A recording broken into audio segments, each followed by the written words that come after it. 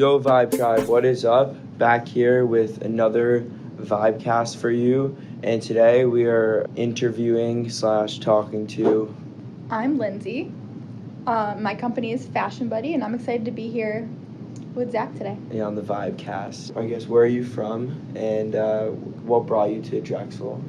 I'm actually from upstate New York, about 5 hours away from here. I have a lot of family in Philly, so I'm a little familiar with it, but I knew I wanted to come to a city where it was, like, there was a lot going on, a lot of opportunity, a lot of excitement, just because in upstate New York, it's a very small area. Yeah, and it's cool up there, cold weather. Yes, very cold. So what year are you at Drexel? I'm a sophomore.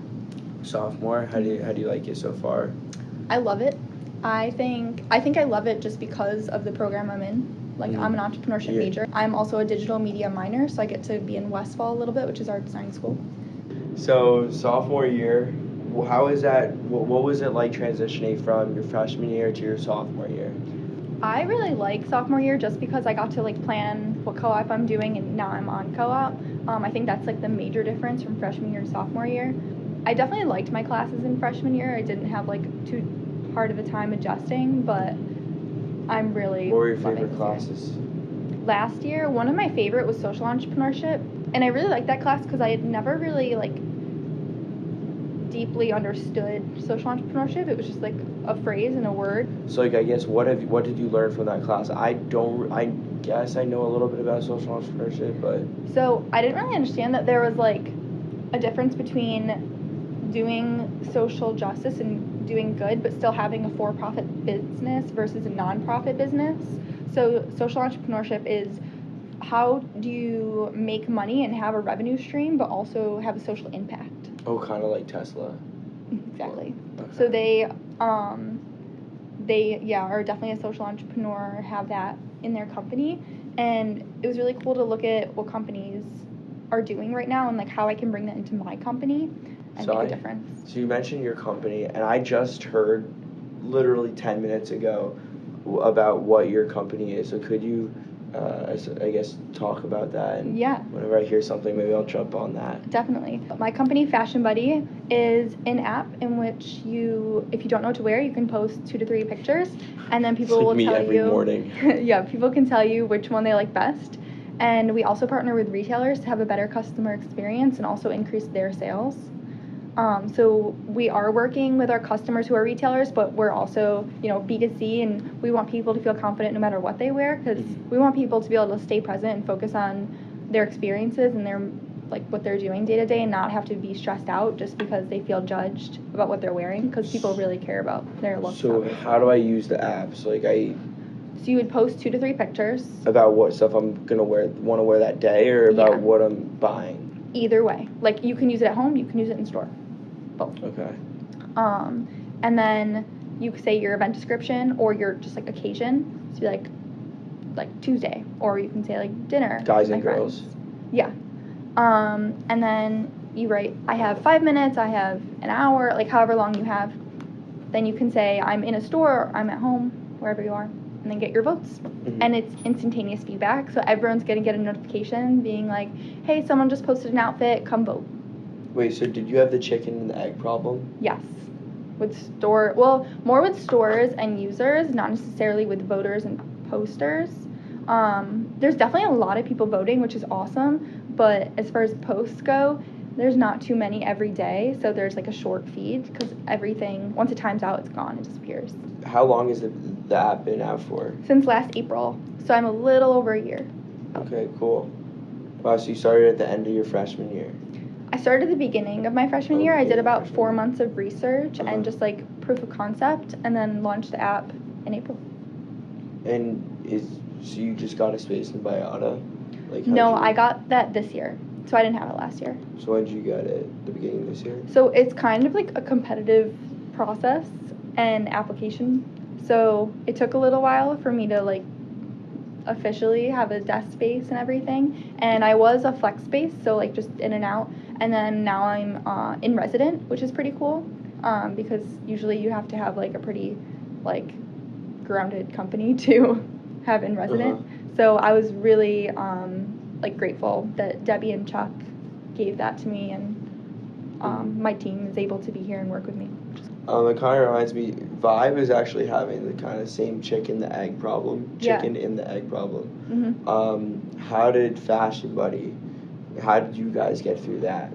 So we're definitely not through it. Right. It's a constant thing, and you constantly find new chicken and egg problems. Uh-huh. So I think it's really awesome to like be able to look at what other people have done with their problem, which is kind of why you're asking me, obviously. Yeah. But that's also what I do, is I ask other people, and usually the best advice is like to grow both sides steadily, because if you focus on one, you're gonna have to sacrifice the other. So you need to focus on both, but without spreading yourself too thin. So it's kind of knowing at what point are we spreading ourselves too thin, or at what point are we spending way too much time with just growing one side of it. Yeah. Did you always think that you were going to start a company? Not at all. I knew I liked business, and I knew I liked to be like the leader and the starter, just because I feel like that's where my value is, and just like knowing how to start. Even though it sounds so simple, it's actually like pretty difficult to just know like exactly how to start something. It's a pretty like complicated process. So once I I figured that out after I started my company, but Well, why'd you start? Why would you come to Drexel and study entrepreneurship? So when I was like looking at schools and everything, I pretty much applied to a different major at every single school. I had really no idea of like what I wanted to do. I just was like marketing or management. I think I came for Philly. I really love Philly, and I love the city, and I knew there was like opportunities. So I was looking mostly for a school in Philly, and then when I saw the entrepreneurship program, something just clicked. So I was like, I know it. Yes. Yeah. That like light bulb moment, like I have to be here. I applied to like 19 other schools, 20 other schools, Mm-hmm. and I had no idea. I didn't even know that there was an entrepreneurship school here. Like I didn't even know Me what Drexel neither. was. I think I originally applied for marketing here, and then I was like, oh, there's entrepreneurship, like I want to check that out. Did you? So like I feel like all Close students, because we're both Close students. Yeah. And I feel like all Close students, I guess, love being in the Close school. Oh, yeah. Do you feel that or no? Definitely. I think it's like such a great community here, and everyone's really friendly, and no one's like competitive, because I've definitely been in co-working spaces where people are just competitive, and there's like not a great like vibe going on there. And I think like everyone here is friends. Everyone's willing to support each other, and even in classes, like group projects are pretty good. Like there's no like bad group members. People have the same mindset and are willing to do things, and you don't talk about mindset, and I actually happen to think that like mindset is, Gary says it all the time. Gary Vee says it all the time. Mindset is like number one. Yeah. Being positive and stuff. Is what kind of mindset do you have? What motivates you? So I think like half of like my job is motivating myself, motivating my team members and everything. So I feel like I have a lot of motivation, and I actually have the like opposite problem. Most people are procrastinators. I'm kind of the opposite. I do way too much, and I don't want to get burned out. So I have to like calm myself down a little bit, be like, you did enough today. Like, don't keep going.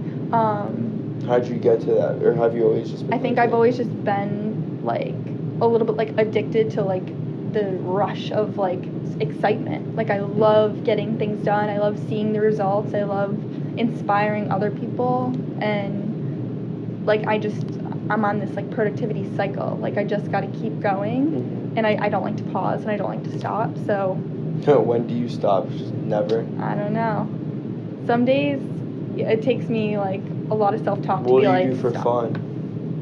I'm definitely like a DIY everything person. So I love to just do like any art related things. I paint pretty often.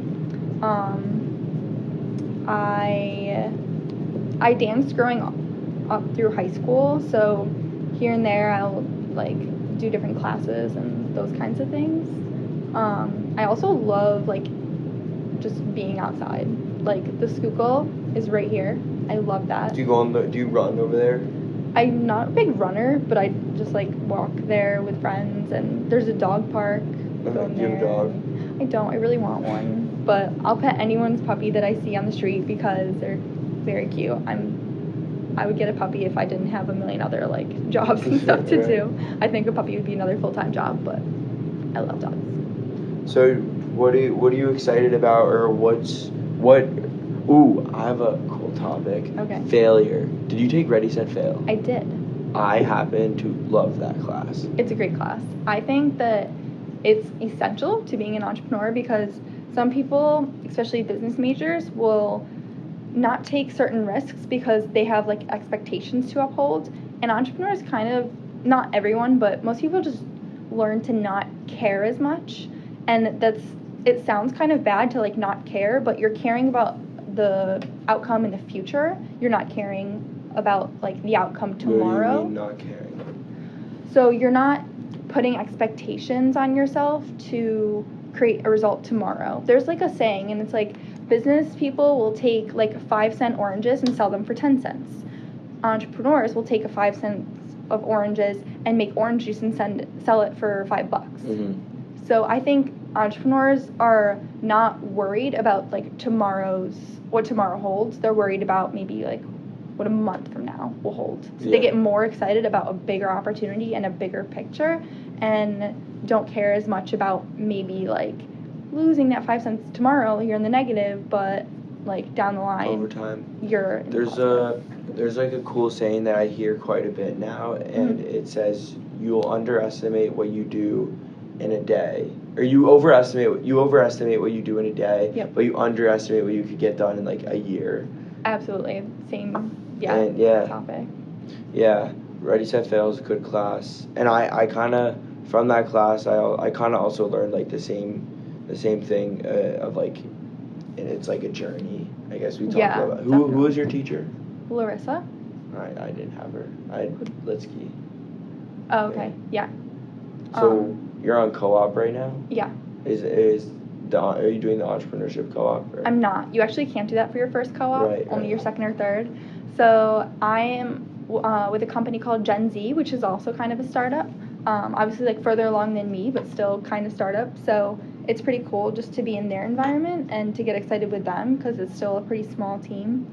So I love that about it, and I think it's also helping me grow because it's pretty relatable to what I'm doing. It's a shoe sizing app for kids, so it still has like that like tech team, that like operations side of things, marketing. It still has all those components.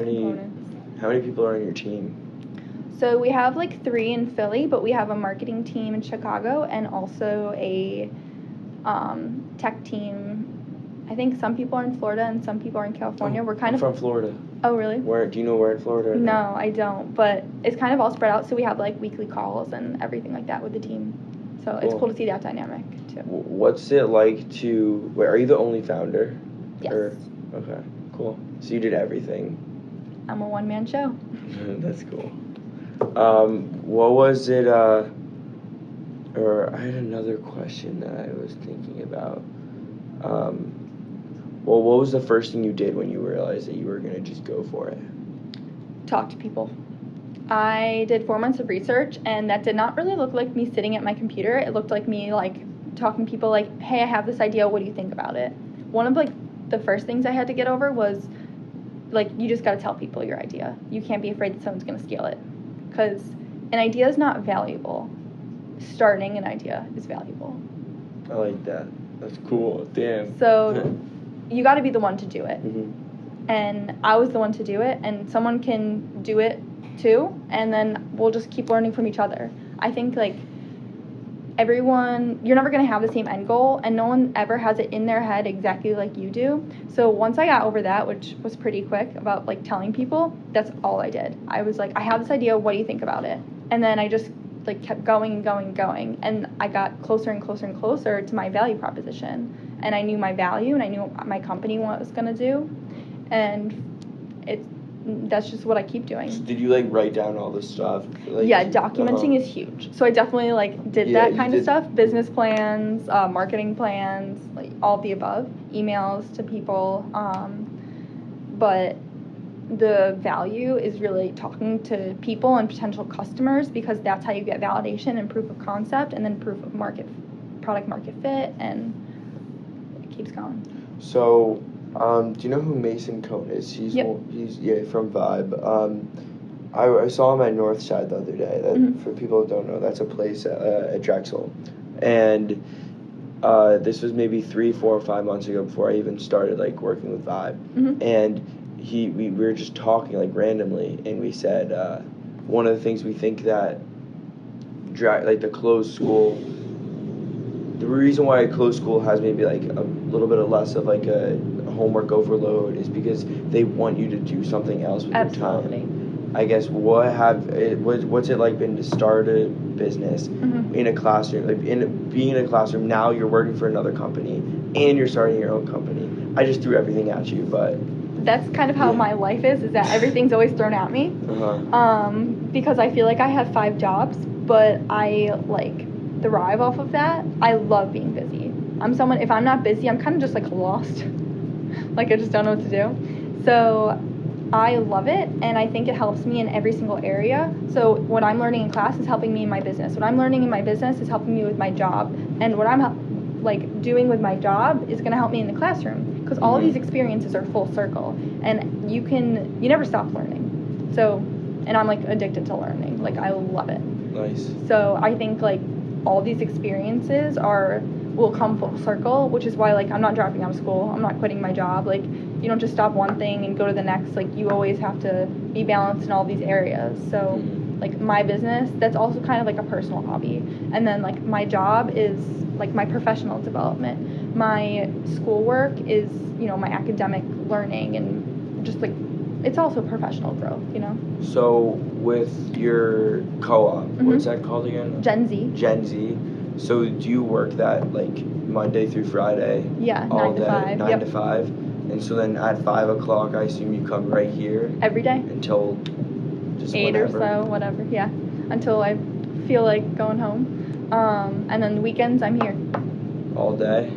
Not every weekend, I mean, but however sometimes. long you can be. If it's a rainy day, I'm most definitely here. Yeah. If it's nice out, I'll take a little break. You're grinding hard. Oh, That's cool. What are some things that I guess you could see yourself doing? Like what do you see yourself doing in a year or in 2 years? It's a major question.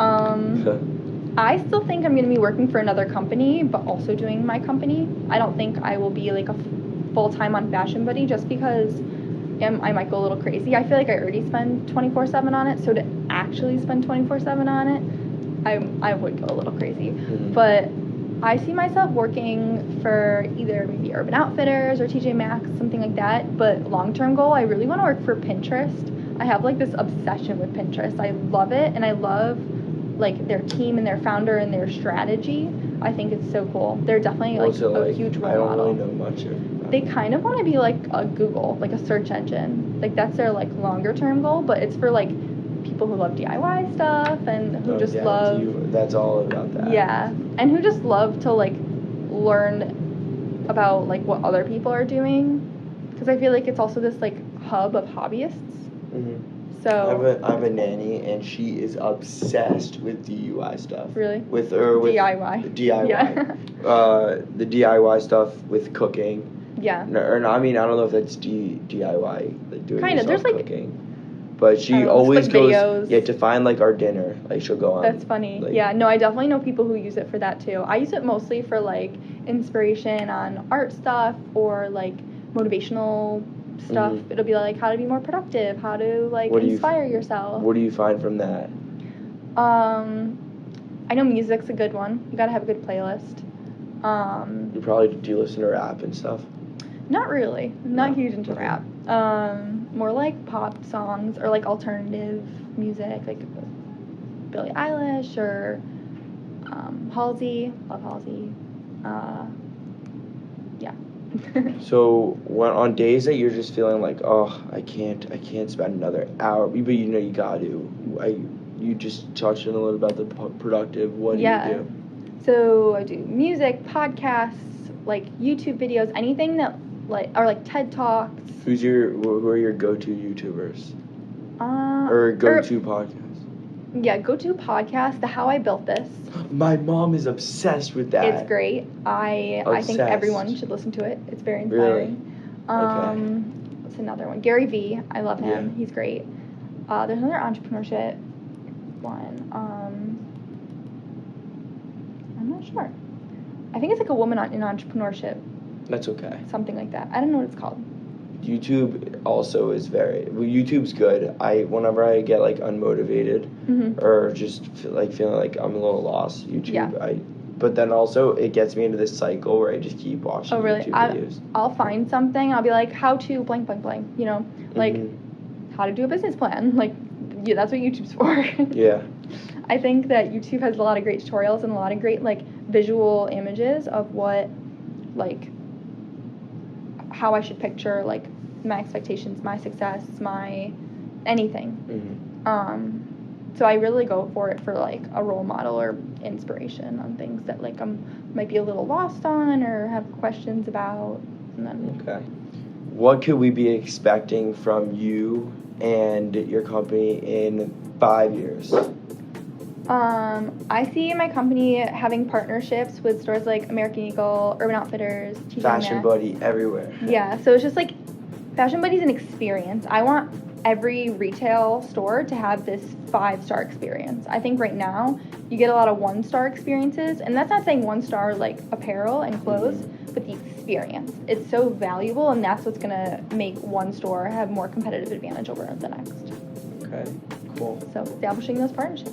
It was really cool meeting you, Lindsey. Yeah, thanks for having me. That's it for today. Tribe out.